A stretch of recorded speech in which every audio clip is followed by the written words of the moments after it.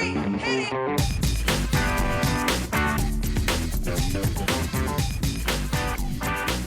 Good morning, good afternoon, good evening, and welcome to today's Caffeine for the Soul. If you enjoy the things we talk about in these podcasts, please do become a member of my inner circle at michaelneill.org. When I was starting out as a grown-up person, I don't know at what point that officially became a grown-up person, but let's say 20, I read a lot about how to be successful at this whole grown-up thing.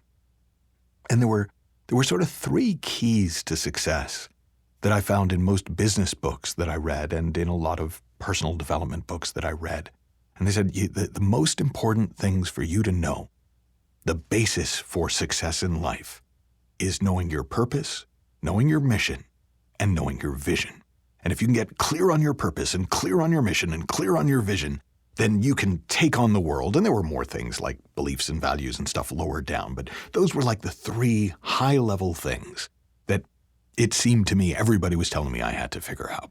Now, purpose was the one I struggled with the most, and I'll come back to that because it's also the one that ultimately was the most surprising and made the biggest difference.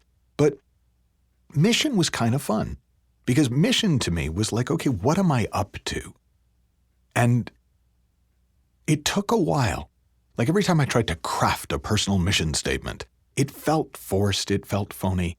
And I realized it was because I wasn't really up to anything yet. I was trying to make myself be up to something. So I kind of put it aside for a while. And after a few years of adulting, I realized that I did have a mission. In other words, it revealed itself to me instead of being something I made up. And the original wording hasn't changed much in the subsequent 30 plus years. What I could see that I was up to, my mission, if I chose to accept it, which I did, was to uncover the secrets of happiness, success, and well-being, to live those secrets in my own life, and to share the best of what I learned with others. Now, we could say I chose that mission. We could say that mission chose me. To me, it felt like it just is a description of what I seemed to be up to throughout the years. But it was sort of a nice touchstone for me. It didn't have trumpets and drums. I don't know that that's going to make any sense to you, but like in my mind, I hear the word mission and I go, and like marching off to war or something. It's never had that feel to it. It's just, this is what I seem to be up to with this life. If at some point it changes, okay. But for now, that's a pretty damn good description of how I've spent the majority of at least my working time and a lot of my not officially working time. Kind of uncovering, seeing how does it work? How does happiness work? How does success work? How does well-being work? Which to me is just like larger than happiness. Happiness is sort of more, it's more about enjoying your life almost, whereas well-being just is independent. You can have well-being in a shitty life. It's just how I think about the words. But then living that, like, it was great reading about it, but it's a lot more fun living it. It's been more fun being successful at what I do than it was reading about it. It's been nicer to actually be happy than to think about happiness. Living in a place of well-being, from a place of well-being more of the time, has probably been the biggest game changer that's taken me from this depressed, suicidal teen to somebody who actually really does enjoy his life most of the time, regardless of what's going on. And then you're listening to me fulfill my mission. This is my, right? I'm sharing the best of what I've seen with you on this podcast in another form. So then vision. Well, vision was what do you want it to look like? What do you see unfolding?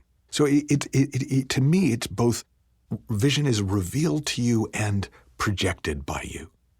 You're sort of looking out and going, what would I like the world to look like? What would I like the form of this to look like? And again, for me, trying to force it was not terribly helpful. Trying to impose a vision on myself wasn't great because most of what happened in my life for the last 30 years is better than what I envisioned. But every now and again, I do get a vision for something. I had a vision for creating a sort of a platform that could amplify the voices, emerging voices of people who I think have a lot to say, but for whatever reason have struggled to be heard.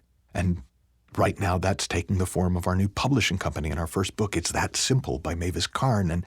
And there's all sorts of elements to vision. But the most important thing I can say if you are looking for your vision is you don't have to force it. You really can allow it to emerge. It's one of those you'll know it when you see it kind of things. But I mentioned at the beginning, the one I struggled with and yet ultimately has made the biggest difference was purpose.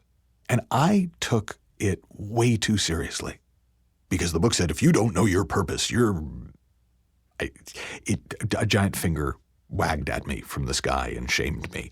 I don't know. It seemed like the most important thing, and I didn't know my purpose. Now, how am I ever going to get anywhere because I don't know my purpose? And then there were a few things that I did start to notice. I noticed that even though I didn't know what my purpose was, I could kind of tell you if I was on purpose or off. I had a feel for it. I could feel when something I was doing was just taking me in a direction I didn't want to go. Not off mission, but literally off purpose. And I could also tell when what I was doing was on purpose. But whenever I tried to articulate it, it always came out sounding false, sounding forced, sounding really good. Like I couldn't wait to tell people about it, but I didn't really believe it.